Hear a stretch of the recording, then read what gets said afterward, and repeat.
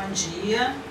Vamos começar hoje a nossa segunda palestra, né, desse 8º ciclo de conferências, e hoje nós ouviremos a professora doutora Sara Moura, né, que é graduada em Medicina pela UFRJ, é especialista em acupuntura e medicina chinesa, e estudou psicanálise, e durante esta formação teve contato com a filosofia. Diante disso, resolveu iniciar uma nova carreira e reingressou à UFRJ para cursar graduação em filosofia, e no momento ela está na fase de conclusão do mestrado em filosofia, onde ela tem se dedicado ao pensamento, ao estudo do pensamento deste grande filósofo Han Jonas, né? Então é uma alegria muito grande, uma honra muito grande ter aqui a doutora Sara, que vai nos presentear falando deste importantíssimo filósofo. Então, passo a palavra aqui à doutora Sara. Então, mais uma vez, queria agradecer a Maria Lúcia por ter me convidado a participar desse seminário, tá? E espero que o que eu vou compartilhar aqui com vocês seja de alguma forma útil ou venha enriquecer a compreensão da vida e a compreensão dessa relação, desse universo ético, né, que Jonas se dedica. Então, eu gostaria de começar falando um pouquinho sobre esse filósofo que é ainda pouco conhecido aqui no Brasil, embora ele tenha um trabalho de grande impacto, né? Eu preparei essas apresentações, uma série de slides, que mostram várias faces do Jonas que eu acho que inspira um pouco, né, a gente, e também mostra algumas das obras dele, alguns dos livros, algumas das capas dos livros, ok? E vocês vão ver que ele tem os seus livros foram publicados em vários países, em várias línguas, e ele tem sido um importante filósofo, principalmente para a reflexão da bioética, que é uma área relativamente nova da filosofia e que é uma interface entre filosofia e medicina, né? Que trabalho nessa interface entre filosofia e medicina. Então, vou começar então com a biografia, uma rápida apresentação biográfica mais intelectual, né? E em seguida vou apresentar os conceitos fundamentais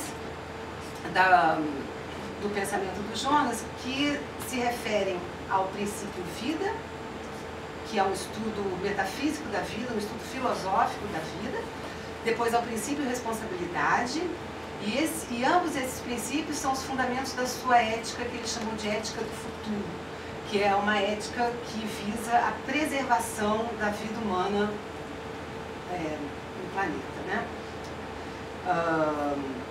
Depois da publicação do Princípio de Responsabilidade, que é esse livro onde ele aborda a questão da ética do futuro, ou seja, da necessidade de novos paradigmas éticos dessa era tecnológica que vivemos, ele se dedicou a discussões da área de bioética propriamente. E ele publicou alguns ensaios sobre medicina, técnica e ética, né? E um questionamento importante que ele faz o tempo todo é sobre o papel da tecnologia na situação atual da humanidade, né? Então, Hans Jonas nasceu na Alemanha, né, em 1903. Em virtude da sua origem judaica, ele teve uma formação humanística muito forte, né, e começou estudando os textos hebraicos clássicos. Ele mesmo identificou 3 fases da sua vida intelectual numa conferência que ele deu em Heidelberg em 86. A primeira fase se refere mais à sua graduação em filosofia, que começou em 1921, e ele foi aluno de Martin Heidegger e do Edmund Husserl, o pai da fenomenologia, né, que na época eram pouco conhecidos. Jonas considerou Heidegger o seu mentor intelectual por muitos anos e o acompanhou quando ele foi para Marburg. E nessa Universidade de Marburg ele conheceu o teólogo Rudolf Bultmann, que o orientou no seu trabalho de doutorado, que é relacionado à gnose. Essa primeira parte da trajetória intelectual de Jonas eu não me dediquei muito, mas mais as outras duas, né? As seguintes. Em função da ascensão do nazismo na Alemanha, Jonas então se exilou e primeiramente ele foi para Jerusalém. E lá ele lecionou na Universidade Hebraica e acabou participando de uma brigada de autodefesa judaica, se alistou no exército britânico e como oficial da artilharia ele lutou contra o nazismo, servindo a guerra durante 5 anos. Nesse período que ele viveu na Palestina, ele conheceu Lord Weiner, com quem se casou em 43 e depois teve 3 filhos. Ao fim da guerra, ele retornou à Alemanha e ficou muito consternado porque toda a sua família foi queimada nos fornos de Auschwitz. Aí ele não quis mais viver na Alemanha e foi então para o Canadá. Viveu no Canadá até 55, quando se mudou para os Estados Unidos e passou a lecionar na nova Escola de Investigações Sociais, em Nova York, por mais de 20 anos. A Hannah Arendt também lecionou nessa universidade e o Jonas conheceu Hannah Arendt ainda na Alemanha, porque ela também era aluna do Heidegger, e eles travaram uma amizade que durou a vida inteira.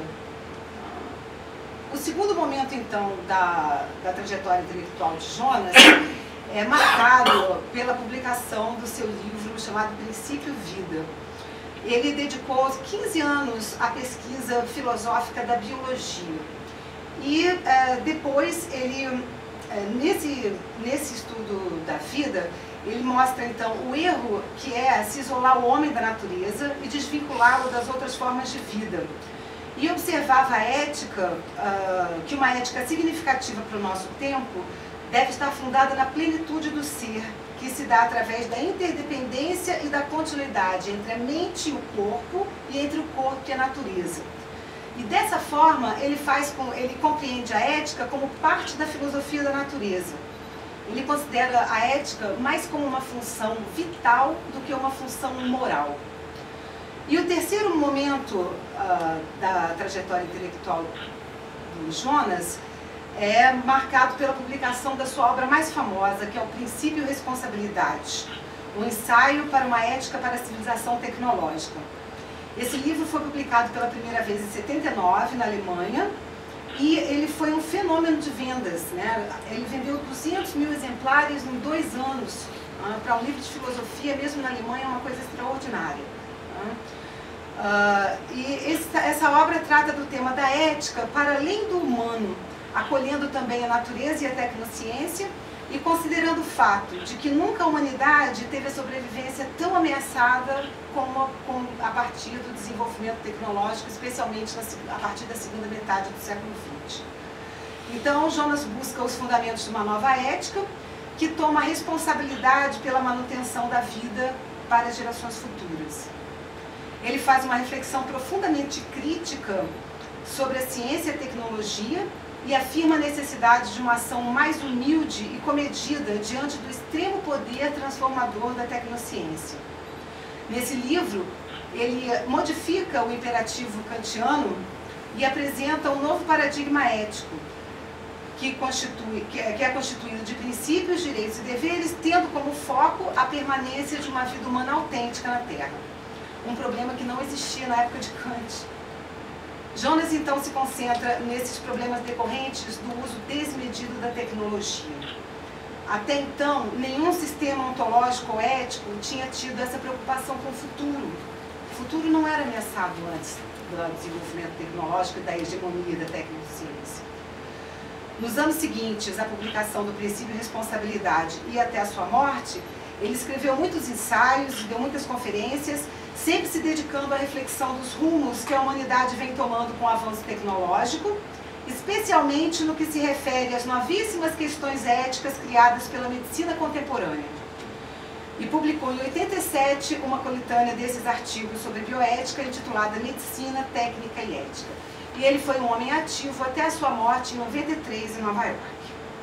Então, o que eu pretendo apresentar aqui para vocês, talvez seja um pouquinho longo, vou tentar ser bem objetiva, mas eu vou abordar primeiro esse princípio vida, que é o enfrentamento filosófico da vida, uma tentativa de fazer uma ontologia biológica, né? Para depois entrar no princípio responsabilidade, que é enraizado no princípio vida, e a partir daí entrar então, já no princípio responsabilidade, eu vou falar sobre os valores, né, dessa ética do futuro do Jonas. Okay? Esses valores são 3 valores que ele aponta como os mais importantes, que é a primazia da vida, a primazia do ser, a questão das finalidades, né, a importância da teleologia e, por fim, a responsabilidade, que é um sentimento que deve estar associado à virtude da prudência. Então,